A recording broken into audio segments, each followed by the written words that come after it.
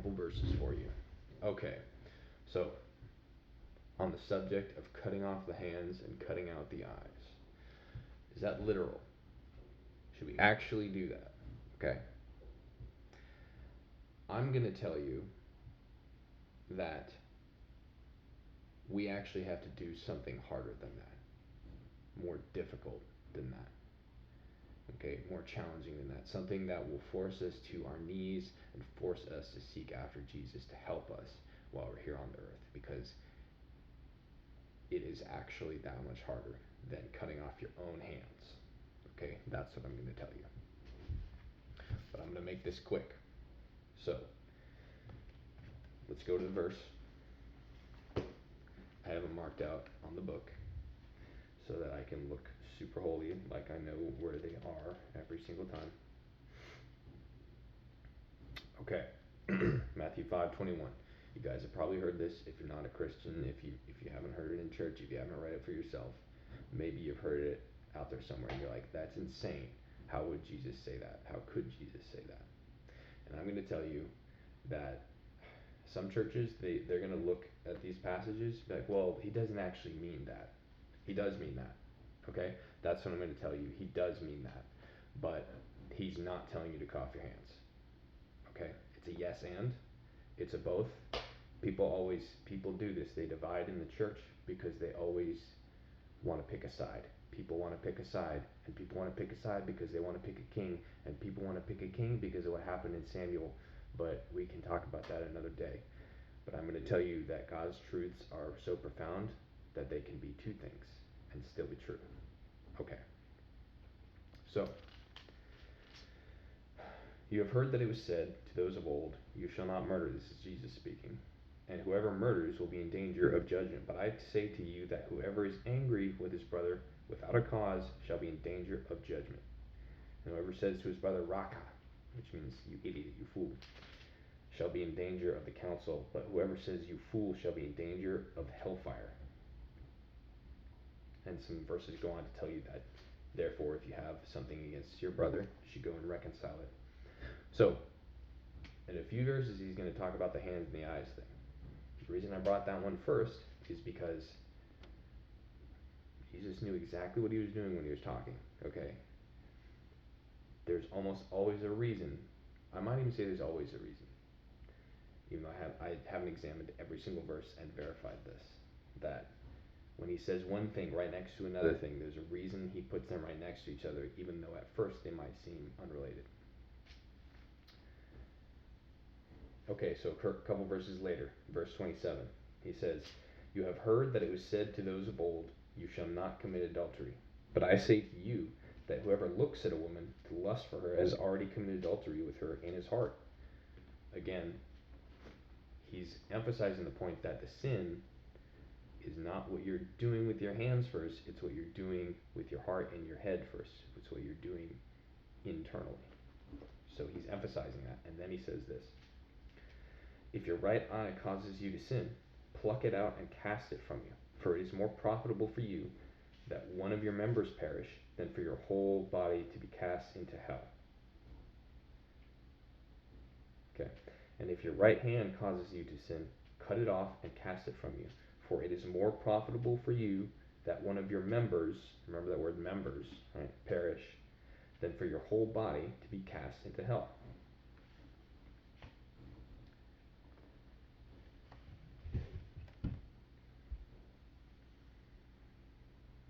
Okay.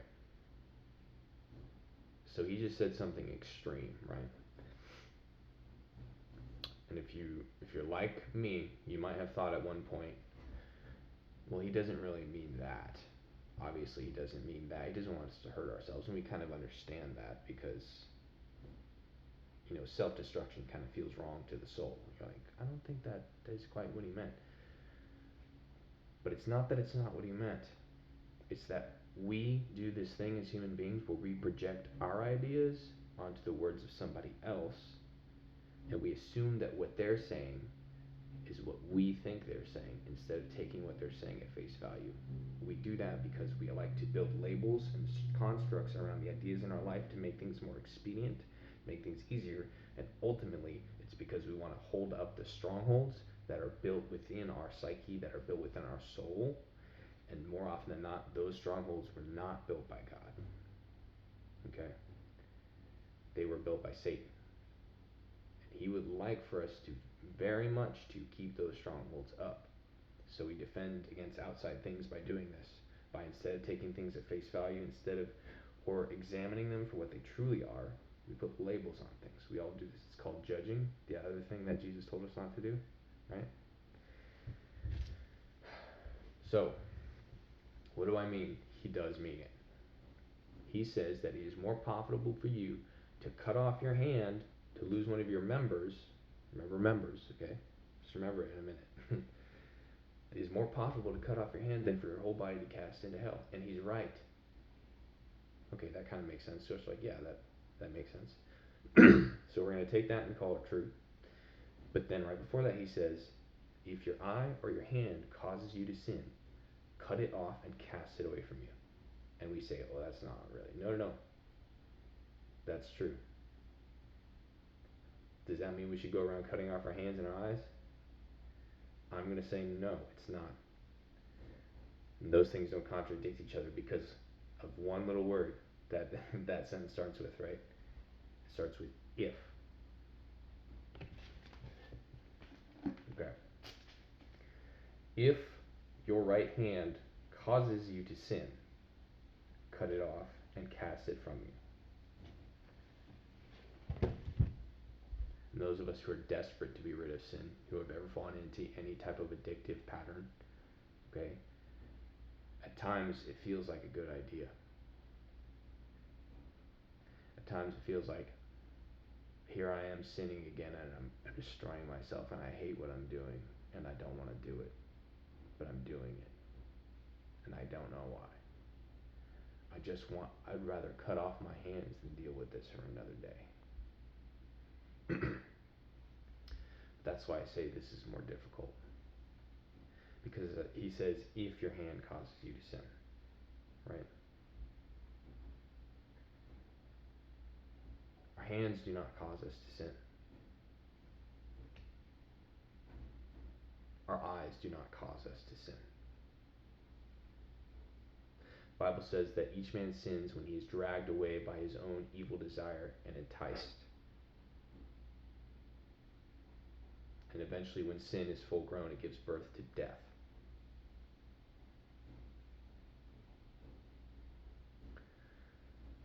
It is our own desire, it is our evil desires, our desires of the flesh, that cause us to sin. Again, it's not our hands, right? It's not our eyes.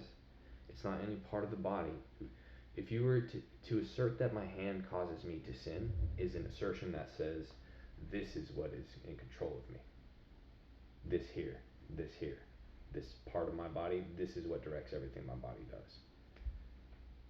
That's not the case, right? Okay, so let's take that to its extremes. Okay, so if I think in a scientific mind, by the way, science is just mainstream science is just what they call taking all the meaning out of everything. We can talk about that another day too. But if you take that and say, well, I believe that my brain is in control of everything that I do, so does that mean I should kill myself? My video might get taken down just because I said that, I don't know. No, it does not. Because again, it is not the brain that controls you. By the way, your brain is not you. I want you guys to know this. Okay? That is mainstream science's way of taking the meaning out of just how important your soul is. Okay? Your brain is not you. No part of this fleshly body is you. This is just a thing that's happening right now because there's a purpose behind that. Alright? Okay, so there's a couple of other big ideas that I sort of tangentially mentioned. But the point is, destroying part of your body that you were given as a gift to walk around in by God, okay? I praise you because I'm fearfully and wonderfully made, right?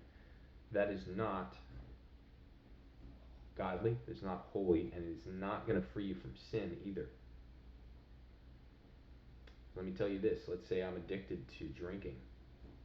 And I'm like, I don't want to do this anymore. It drives me crazy. It kills my soul. I'm going to cut off my hands so I can no longer pick up a drink and drink it. Dude, gentlemen, ladies, people, okay, do you not think an alcoholic is going to find a way to drink without hands? He's going to do that the next day. Do you think cutting off any part of your body is going to do anything for you? Jesus just said that sin happens in our thoughts first, right? It's another reason why your brain isn't you, by the way. It's another reason why your thoughts aren't you. Thoughts come in, you can either give them permission to stay, or you can cut them off. You do not give them permission to stay. So if there's something telling a thought whether or not if there's something in me choosing whether or not I believe a thought, which you can do, by the way, you can choose every single thought, take every thought captive. You can say, I believe this or I don't believe it. Then you're not your brain. Okay. All right. So let's go to the next one.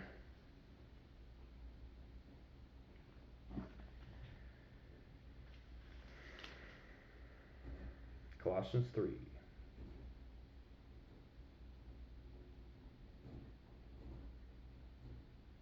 What verse was it? Hold on. I forgot the verse. 5. Starting with verse 5. Remember I said the thing about members, right? So what are members? Our members are hands and our feet and our eyes, and for men, for gentlemen, that other thing that causes you to sin, that is a part of your body, or that you think causes you to sin. Hey, I've been there. Okay, I know some of you guys are thinking about that. You're like, do I have to cut off? No, you don't. Okay, so you can breathe a sigh of relief. Oh, it's okay. It was a gift of God. There's a purpose for every part of your body you've been given.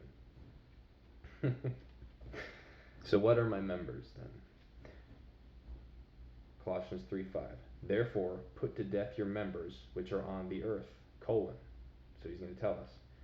Fornication, uncleanness, passion, evil desire, and covetousness, which is idolatry.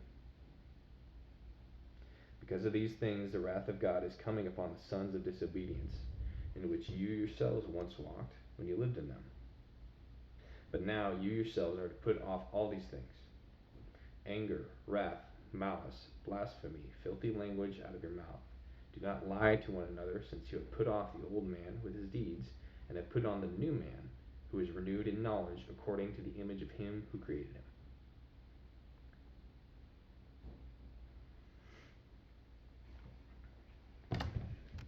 So, oops, hit a button.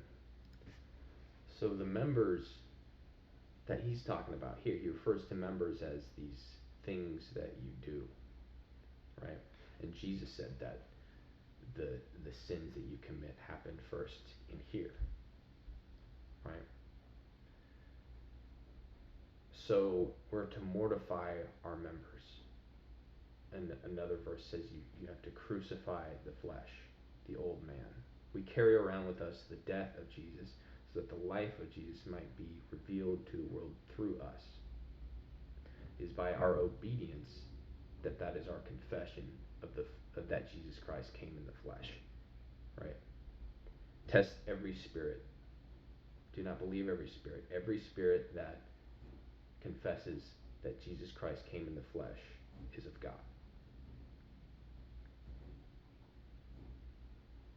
So think about that.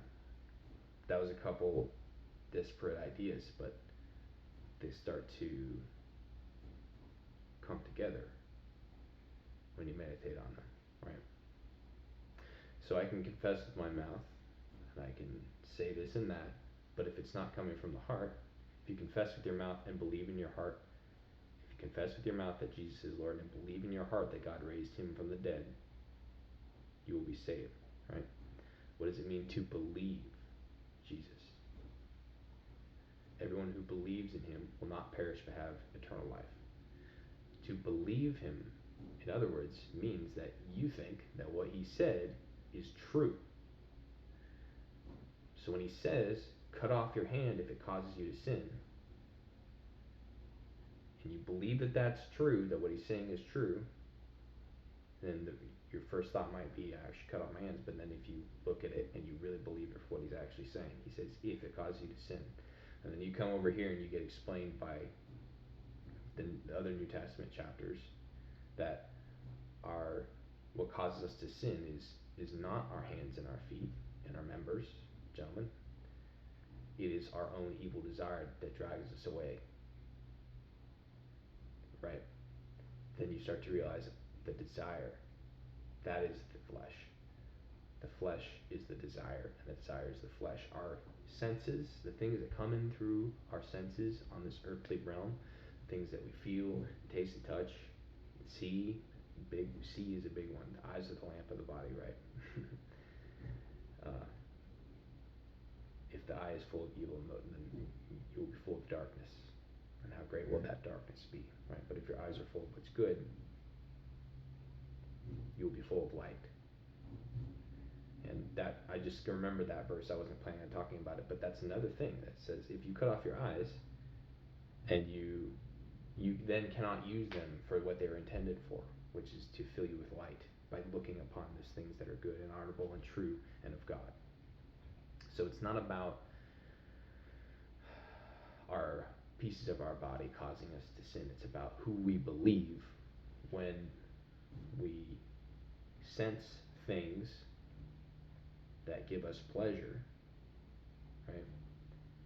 Rather than choosing God and choosing to give him pleasure, we choose the things that give us pleasure, because ultimately the adversary comes in, and those senses that we sense that come in through our body, he comes in and he likes to try to take advantage of us at that point and say, this is pretty good, huh? You should choose this thing over God. So in that moment, whenever we choose to sin, and it is a choice, we're choosing not to believe Jesus instead of to believe Jesus. If we believed him, we would say, you're wrong, he's right. I'm not going to think that way. I'm not going to look at that woman at the gym. I'm not going to use my mouth to feed myself with pleasurable things that destroy my body, right? And again, another verse, a lust is a sin against your own body, right? Could go about on this all day, because God is the Word of God and he knows what he's talking about. It never contradicts itself. People think it contradicts itself because of that prejudice, like I talked about, because of those fortresses, because we assign our prejudgments to things and decide that our reality is more real than the reality that he's giving us. Okay.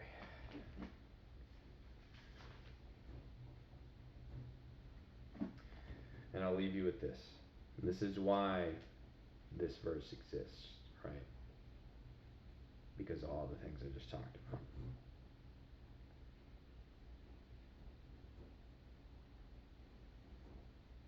Verse 12? Yes. I remembered it. I didn't have to look at it. Okay.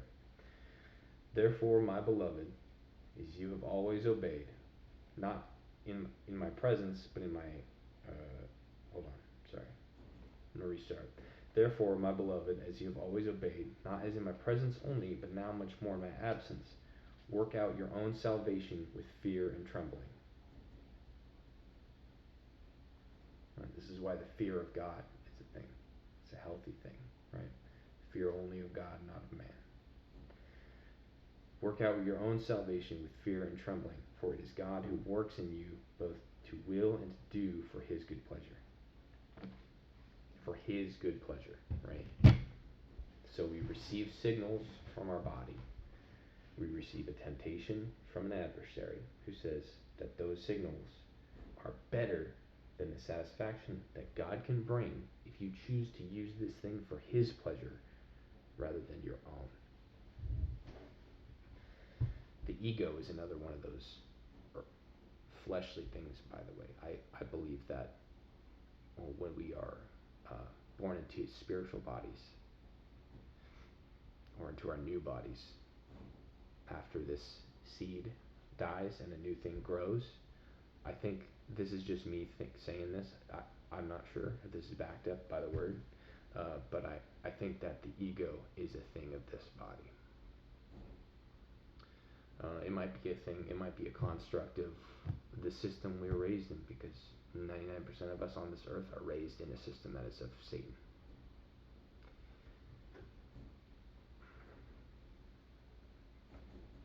So, yeah, that was a lot, but recap. I said I was going to make it quick, and it ended up being longer than my other videos. It was a big subject, actually, I guess, but this is huge, guys. Right? This is huge. This is everything. Faith without works is dead. That's why he said. That's why. I hope I'm not misquoting this. I'm pretty sure Paul wrote the chapter of Philippians. He said, "Walk out your own salvation with fear and trembling." I'm going to Google it right now.